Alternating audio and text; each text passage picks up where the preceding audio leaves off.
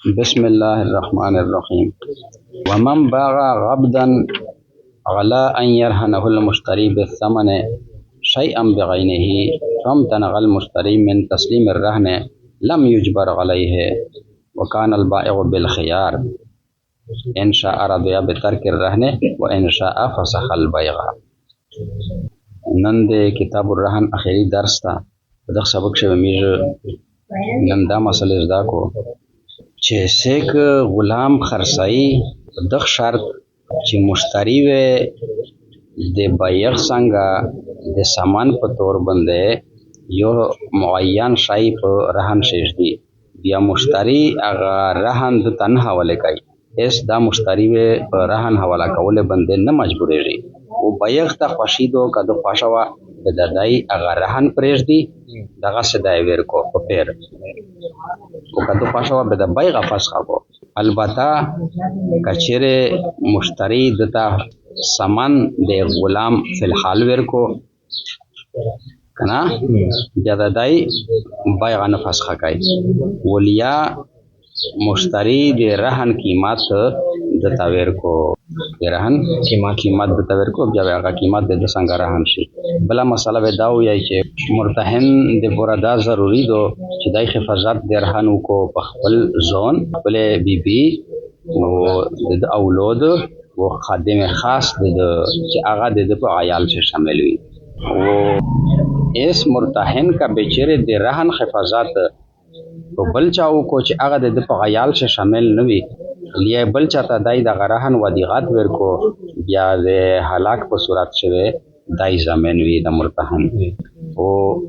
اللباب فی شرح الكتاب د قدوری عربی شرح دو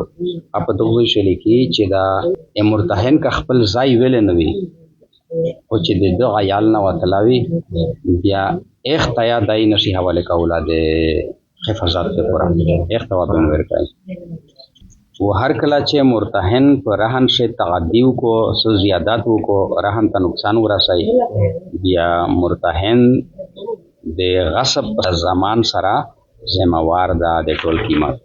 و هر کله چې مرتهن غاریتن رهن ته رهن ور کو و رهن قبضه کو یا د مرتهن د زمان نه دارهن وته اس کچره بیا د رهن په لوس چې دغه رهن هلاک شو پیدا بغیر د تشین هلاک شو یعنی په مرتهن یې زمان نرسي و مرتهن د پورا دغه یا جایز ده چې هغه رهن چې د رهن ته ورکړاو چې دای خپل طرف ته ار واپس کو خپل لوس طرف ته پس هر کله چې دای د رهن نه هغه رهن بیا وخلی بیا زمان د تر واپس شو بیا ذمہوار دای ده و آخری شوه دا مسله میشته شوی چې هر کله رهن وفات شو بیا د دو وصی هغه رهن خرڅ کو و د مرتهن داین و ادا کو پس کچره به دغه رهن وصی نو یا وی قاضی یو وصی او ته مقرر کو د خرڅول ام کور احتواله کو دغه سبق کې څه شوی ومن باغ غبدا على ان يرهنه المشتري و چا چې خرڅ کو یو غلام په دغه شرط غلا د شرط پر ارسي په دغه شرط چې مشتری و پر رهن شدته ورکای د قیمت په زوی شای ام بغینه سر شای د ان يرهنه ولا ضمیر منصوب متصل دغه راجع د من ده فامتنع المشتری من تسلیم الرهن بیا مشتری اربند شو د رهن حواله کولنا لم يجبر عليه مشتری و نشي مجبور وو وكان البائع بالخيار و بایع ته خوشي حاصلوي ان شاء رضیا به ترک الرهن د خوشوا بیا د رهن په پرېږدل د دای روزي شي و ان شاء فسخ البائع د خوشوا د بایع موتاکو الا ان يدفع مگر کچره داسه وکړو ان يدفع المشتري الثمن حالا کچره مشتری د ثمن د غلام ولا فی الحال ورکو او يدفع قیمت الرهن یا قیم شای چې بایع پرهن چې زنه غوښتاو د ایک شي قیمت د تاویر کو فیکونو رهنن یا هغه قیمت د سره رهن وي چا په دغه شرط باندې غلام خرڅ کو چې د سامان په بدله شوی مشتری متیو مخصوص شای پرهن شروع کوي سامان د بیا ورسته روکو خو مشتری هغه شای پرهن شه ویر نه کو نو مشتری به په دا نشي مجبورو چې ته خامخا دته رهن ورکړه. اس چنانچه بایغ بغیر د رهن نه د مبیغ ورکول د پر تیار نه ده، د پر رهن باندې باور نشته، ځکه بایغ ته دوه اختیارینه حاصل دي چې کدو خواشوي بغیر د رهن ژدل نه ده بایغه قائم اوسوتی غلام د پخارس کو دغه سپیر باندې وو کا دو خواشوي بیا د بایغه موتا کو وو کا چیرې بیا مشتری بایغه متول نغوستل بیا مشتری د پر دا ضروری دو چې دای فوران د مبیغه قیمت ادا کو یا د رهن قیمت د تاویر کو چې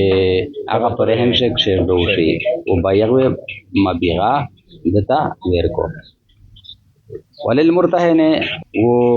مرتهن د پورا دا پچار دی ان يحفظ الرهن بنفسه چې دای حفاظت کو د رهن په خپل او زوجته او په خپل بیبي او ولده او د اولاد وخادمه الذي في عياله وهغه خادم چې د په عیال شوی. خادم نه مراد یو خاص خادم ده، ځنه خادم خو اختاوی چې نیکاری وي چې ورته سه خاصه غنټه د سره 4 کای بیا د نه لوټ شي، ا مراد نه ده، دغه خاص خادم مراد ده.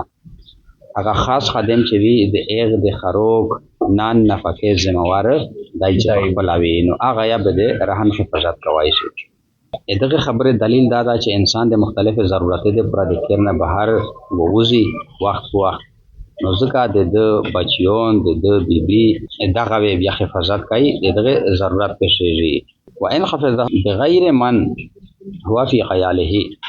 کچر حفاظت کول وغوړي د بل چانه چې هغه د په عیال شنوي او دغه هو لیه د څنګه امانات کړو ضمانه دی دای تمنده. مرتهن د خپل عیال نه علاوه د شیء مرهون حفاظت کزنه وخلی بل چانه یا شیء مرهون د بل چا سره امانت کړو واغه هلاک شو یا مرتهن ضامن وي او ذمہوار وي. ولې چې د حفاظت و د امانت ژدلې طریقه د مختلف خلکه مختلف وي. ځنه سړی ډېر رخواړي نه وي اوبیا په پردیشي پر ډېر رخوري ډېر حفاظت کوي او د مالک طرف نه وي دته دغه اجازت نه وي، لہذا د عیال نه علاوه بل چا چې دای حفاظت کوي زرهن دغه تعدید او د زیاتای د زرهن سره. او اللباب فی شرح الكتاب د قدری شرح دو اپ دغه شویای چې کا د مرتهن خپل ځای ویل نه وي خو چې د عیال نه وتلاوی په هغه حفاظت نشي کولا کچېره دغه ځای ته ورکو خدای هلاک شد بیا ودای زمين. واذا تعدى المرتهن پھر رہنے ہر کلا چیز یوتائی کرایو کو مرتہن ورہن سے زمینہ ہو زمان الغصب بیادائی زمین دا د غصب د زمان بجامع قیمت ہی پٹول قیمت سرا مرتہن شای مرہون بندے سے زیادت کو چې دغه بوجه سرا رہن ہلاک شو از د چ سمرا قیمت ہو دای د ټول قیمت زمین وی لکه څنګه سیک چې د غصب کولے نه بعد د غصب مغصوب شای هلاک کو د ټول قیمت زمین وی. مثلا نری پیه کارزی او خستی وی لا سری وی کې تو به فرهان شکشیر دو از د زیوتی وجه سره کتاب ضایع شو خراب شو د کتاب ټول قیمت لا سری پیه زمین وی. و اذا اغار المرتهن الرهن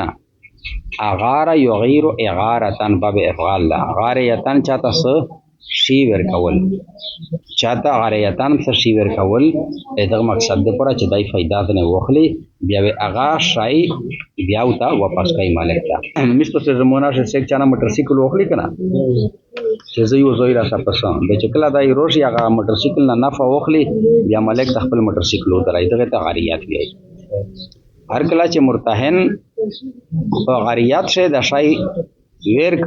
رهن تا رهن خو مرتهن لوستلور شي کنه خو اس مرتهن رهن بیا غشای وغشت چې مو په چار دا مرتهن ورک فقبده بیا رهن اغا رهن قبض ک خرج من زمان المرتهن دغه رهن د مرتهن د زمان نه وته فان هلاک فی ید الرهن فکچره اس هلاک ش په لوست رهن شه هلاک بغیر شیء بیا دا هلاک ش بغیر نه شي دا هلاک ش دا شی و مرتهن بنده س شی نه کیږي ولې چې د مالک په لوست هلاک ش للمرتهن ان یسترجعه الی یده مرتهن دې پورا دغه جایزه دو چې شی مرهون چې هغه د رهن ته غاریتان ورو چې دای بیا خپل لوس طرف ته واپس د نه وروړي چې نه وروي اخلي پیدا خذه پس هر کله چې مرتهن د رهن نه هغه شی روخلی هغه د زمان علیه بیا واپس زمان په مرتهن باندې یا مرتهن ذمہ ده د هلاک په صورت کې پیدا ما تر راهنو باغا وصیه الرهنه هر کله چې مرش راهن باغا وصیه الرهنه وصیه دغه فاعل د باغ د پورا به خرص کو وصی د رهن لرا وقضا داینا و داین و ادا کو فان لم يكن له وصي پس کچره د سیک وصی نو لقضای یورر نصب القاضی یو مقرر کو قاضی له وصی اند د پر یو وصی و امره ببيعه و ای وصی ته امر وکړو په خرڅولې رهن سره به د اغنا داین ادا شي بس